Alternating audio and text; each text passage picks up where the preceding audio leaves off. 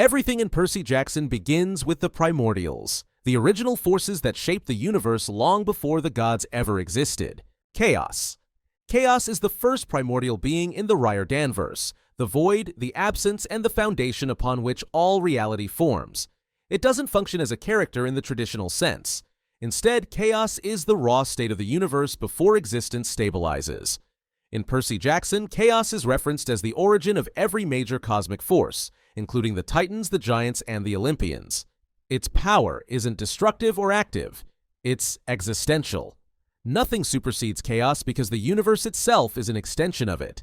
While not a plot-driving figure, chaos is essential for understanding the hierarchy of power. Everything else, even Tartarus and Nyx, exists because chaos existed first. Gaea. Gaea is the personification of the Earth and one of the most active primordial antagonists in the series. As the mother of the Titans, the Giants, and numerous monsters, she represents the foundational force beneath all life.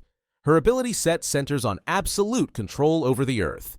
Earthquakes, stone manipulation, resurrecting fallen monsters, and sensing any disturbance on her surface. In the Heroes of Olympus, Gaea manipulates demigods, causes natural disasters, and prepares her giants to overthrow the Olympians.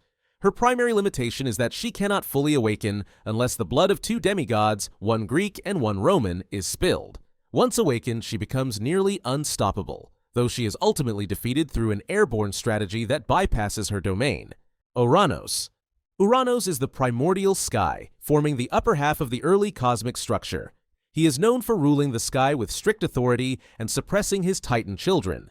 His downfall occurs when Kronos castrates him, separating sky from Earth and initiating the Titan ascendancy.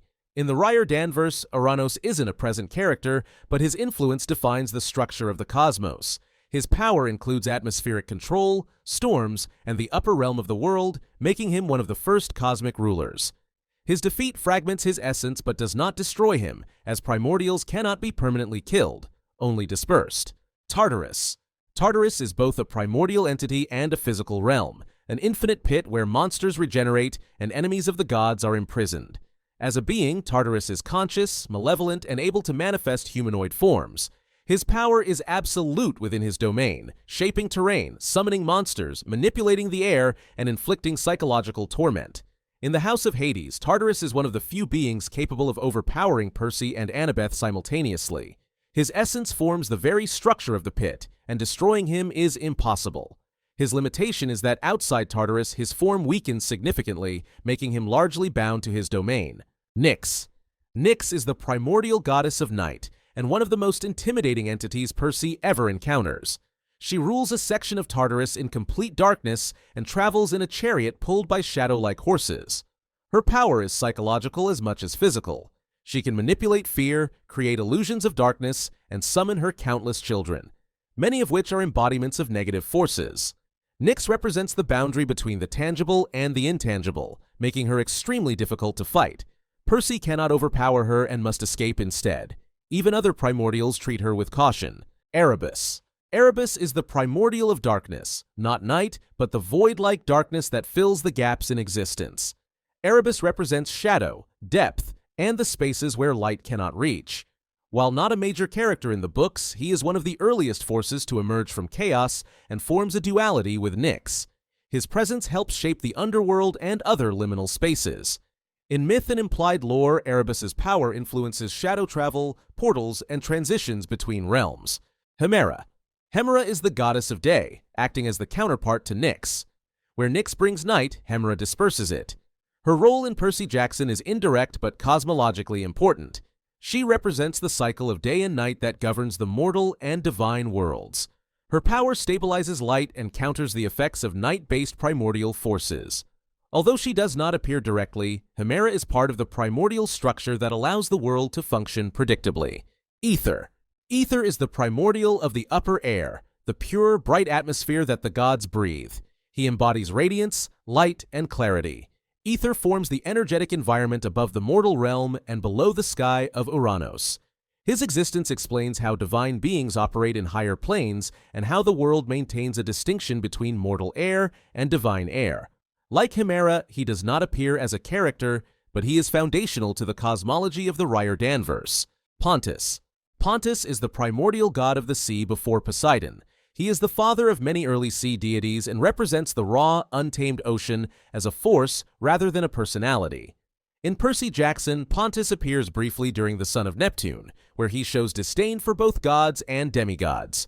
His power includes aquatic manipulation, ocean creation, and influence over ancient sea creatures. Pontus is older than Poseidon and operates independently of the Olympian hierarchy. Kronos. Kronos is not a primordial god, but he is the direct product of the primordial era and the central figure who ends it. Born from Gaia and Uranus, Kronos inherits the strength of the earth and the reach of the sky. His rise marks the transition from primordial rule to Titan rule. Kronos overthrows his father by using a sickle forged by Gaia, separating sky from earth and creating the structure of the world as it exists in Percy Jackson. His power is rooted in time manipulation, leadership over the Titans, and the ability to command vast cosmic forces. He is included in this breakdown because his actions end the primordial era and directly reshape how the gods and monsters function in the Riordanverse. In Percy Jackson and the Olympians, Kronos returns as the main antagonist, using Luke Castellan as a vessel and manipulating demigods across camps. His influence reaches every part of the story: prophecies, quests, and the balance of power among gods. Although he is ultimately defeated, Kronos' actions permanently reshape the divine order. While he is not a primordial himself, understanding Kronos is essential for understanding how the primordial world evolved into the Olympian world and why their conflicts continue to ripple through the series. Thanatos.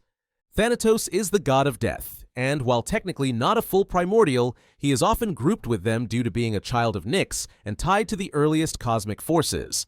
Thanatos maintains the balance between life and death by ensuring souls reach the underworld.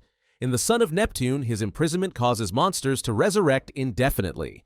While not all-powerful, he is essential to the functioning of the world, making him one of the most impactful primordial-linked beings in the story. Comment the primordial you think is the most underrated. If you want more Percy Jackson explainers just like this, hit like and subscribe. Bigger topics are on the way.